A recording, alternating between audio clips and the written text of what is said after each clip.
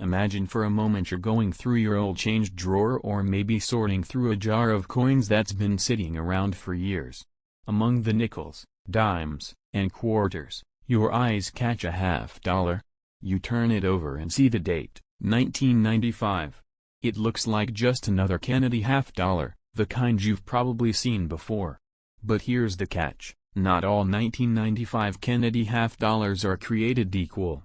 Some of them can be worth far more than their face value, and a few rare ones have sold for prices that might actually surprise you. If you're holding one of these coins right now, it could turn the tables for you, so stick with me until the end where I'll reveal how much these coins can go for and how you can actually sell them. The Kennedy $50 series began in 1964 to honor President John F. Kennedy after his assassination, and ever since, it has been a staple of American coinage. By 1995, millions of these coins were minted at both the Philadelphia and Denver mints for circulation, and special proof coins were struck in San Francisco. Now, because they were produced in large numbers, most of them still only trade for face value. If you've got an average, circulated example from your pocket change, chances are it's worth 50 cents.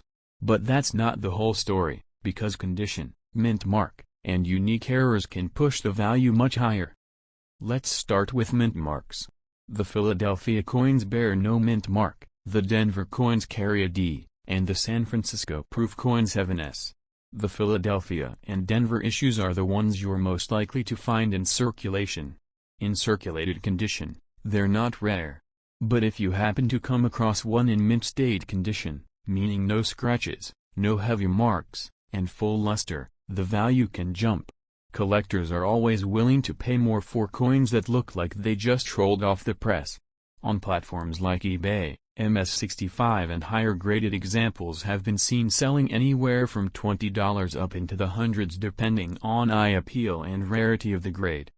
The San Francisco proof coins from 1995 are another story. These coins weren't made for circulation, they were made for collectors and sold in special sets. They have a mirror-like finish that makes them stand out immediately if you ever see one.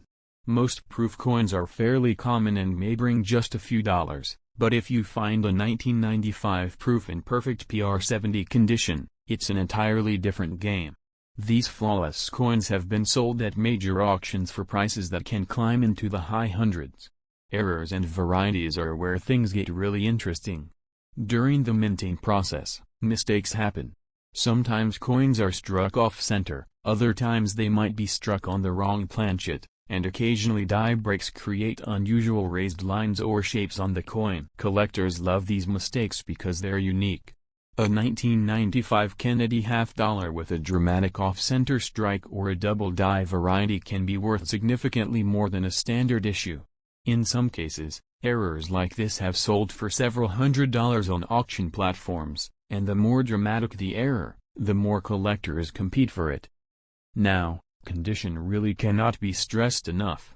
The grading scale used by collectors ranges from poor, where the coin is heavily worn, up to mint state grades like MS67 or MS68, where the coin is essentially flawless. Each jump in grade can multiply the value of the coin. For example, while a standard 1995 $50 in circulated condition might not even get you $1, the same coin in MS66 could bring $20 to $50, and in MS67 or MS68, it could sell for hundreds. That's why grading is the key to unlocking whether you have just a common coin or a real prize. Another detail worth mentioning is that in the 1990s, Kennedy $50 weren't commonly used in everyday transactions. Many people simply didn't see them in circulation. Because of this, fewer circulated examples exist compared to quarters or dimes of the same era. That scarcity in daily use gives well-preserved examples even more attention from collectors. So how do you actually know if you've got a valuable coin? Start by checking the mint mark, then carefully examine its condition. If it's a proof coin with an S mint mark and it still shines like a mirror, it could have extra value. If it's a Denver or Philadelphia coin in high mint state condition, it could be a hidden gem. And if you notice anything unusual, like off-center strikes, doubling, or odd features, it may be an error coin worth getting checked. Once you believe you might have something special, the next step is figuring out how to sell it. Many collectors turn to platforms like eBay, where the audience is huge and you can see real-time prices of what similar coins have actually sold for. Remember, don't just look at what people are asking, look at completed and sold listings. That gives you the real market value.